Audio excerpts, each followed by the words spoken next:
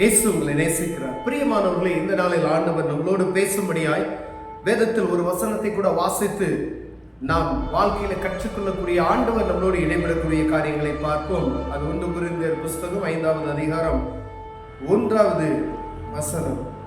2 கொரிந்தியர் 5:1. பூமிக்குரிய கூடாரமாகிய நம்முடைய வீடு அழிந்து போனாலும் தேவனால் கட்டப்பட்ட கைவேலை இல்லாத நித்திய வீடு பரலோகத்தில் நமக்கு உண்டென்று அறிந்திருக்கிறோம்.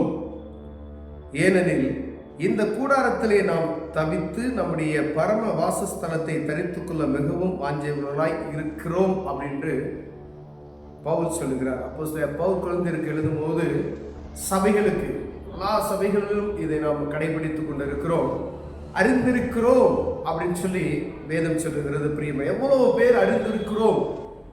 இந்த பூமிக்குரிய கூடாரமாகிய நம்முடைய வீடு அழிந்து போனாலும் தேவனால் கட்டப்பட்ட கைவேலை இல்லாத வீடு பரலோகத்தில் நமக்கு உண்டு. அதாவது இந்த பூமியில நமக்கு கொடுக்கப்பட்ட நாட்கள் ஒரு குறிப்பிட்ட நாட்கள் என்பதை நாம் நினைத்துக் கொள்ளும்படியே ஆண்டவர் விரும்புகிறார். ஒரு 60 வருஷம், 70 வருஷம், 80 வருஷம் இப்படிப்பட்டதான ஆயுசு நாட்கள் ஆண்டவர் நமக்கு கொடுத்திருக்கிறார். இந்த பூமியில இந்த கொடுக்கப்பட்ட நாட்களுக்கு பின்பதாக மனிதனுக்கு ஒரு வாழ்வு உண்டு என்பதை அறியும்படியாய் இந்த வசனம் நமக்கு தெளிவாக சொல்லப்படுகிறது.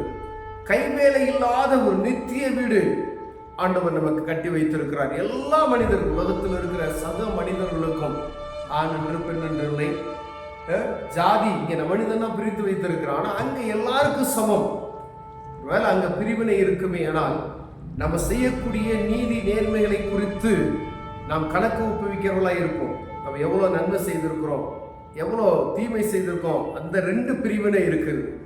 ஒன்று பரலோகம், ஒன்று நரகம். எல்லா மதத்தினரும், எல்லா மொழியினரும், எல்லா தேசத்தினருக்கும் அறிந்திருக்கிற ஒரு காரியம்.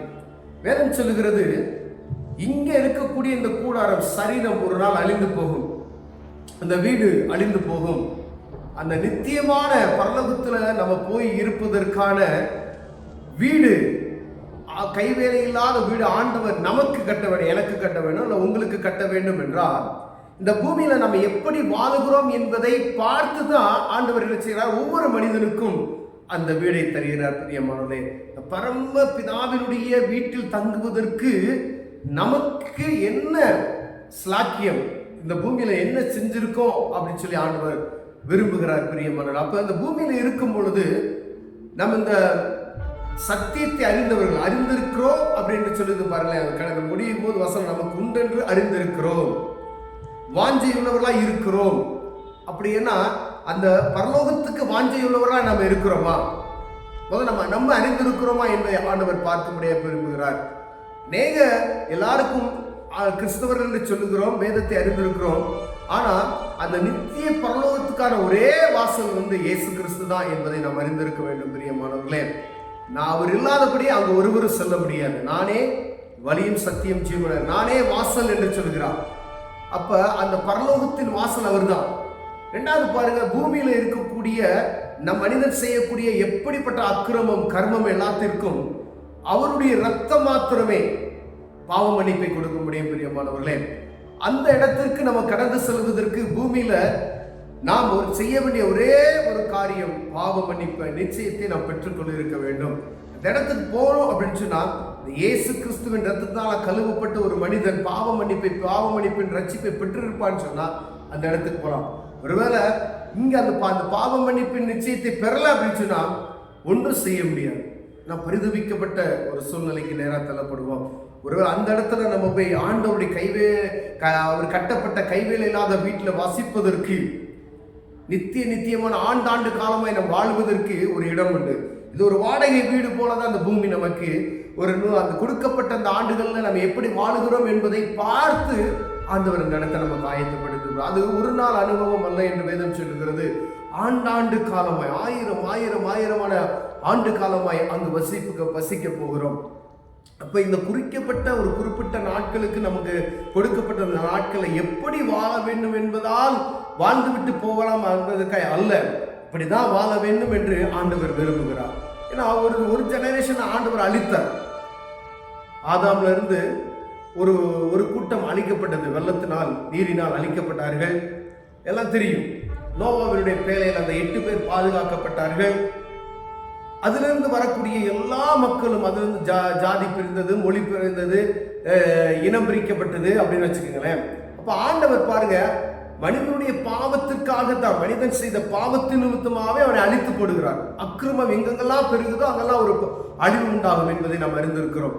அப்ப அந்த அக்கிரமம் சோதம் குமார பட்டணத்தில் ஒரு மனிதன் இல்லாதபடி ஆண்டவர் அழித்து போட்டார். லோத்துவை பிடிச்ச ஆண்டவர் நினைச்சுக்க இழுத்து கொண்டு போய் வெளியே விட்டார். ஒரு ஆள் நம்ம ஆள் இருக்கான். திரும்பி பார்த்தா லோத்தினுடைய மனைவி என்ன உப்புத்து நாள் ஆகிவிட்டார். அப்ப பாருங்க, அங்க ஆண்டவர் கரம் பிடித்து இழுத்து வெளியே போ அப்படின்னு சொல்ற அந்த பட்டணத்தை விட்டு. ஆனா திரும்பி பார்த்தா அவ்வளவுதான் முடிஞ்சு. அப்ப அந்த பரலோகத்துல வாழ்வதற்கான வாழ்க்கை ஒரே ஒரு இந்த பாவ மன்னிப்பு தான். நம்ம எப்படி வேணாலும் வாழ்ந்துட்டோம், இதுவரைக்கும் வாழ்ந்துட்டாலும் சரி. ஆனா அவர் வருகைக்கு முன்பதாய் அவருடைய பாவ மன்னிப்பை நம்ம ஒருவேளை பெற்றுக்கொண்டோம். ஆனால் எந்த நேரத்திலையும் இருக்கலாம் என்று வேதம் சொல்கிறது பிரியமான. ஒருவேளை இப்ப இருக்கலாம், நாளைக்கு இருக்கலாம், நாளை கழிச்சு இருக்கலாம். ஏன்னா அவருடைய வருகையை ஒருவனும் அறிந்து இருக்கா, பிதா தவிர ஒருவரும் அறியான் என்று வேதம் சொல்லுகிறது பிரியமானவர்களே. அந்த நித்தியமான இந்த வீட்டிற்கு நாம் கடந்து செல்வதற்கு, பரலோகத்திற்குள் நாம் கடந்து செல்வதற்கு இந்த கிறிஸ்துவின் மன்னிப்பு மாத்திரமே. நீ எப்படிப்பட்ட பாவியாக இருந்தாலும் அவர் நம்மை மன்னிக்கிறவராய் இருக்கிறார் பிரியமானவர்களே. எப்படிப்பட்ட உலகம் மன்னிக்க முடியாத பாவத்தை கூட இயேசு கிறிஸ்து மன்னிக்கிறார்.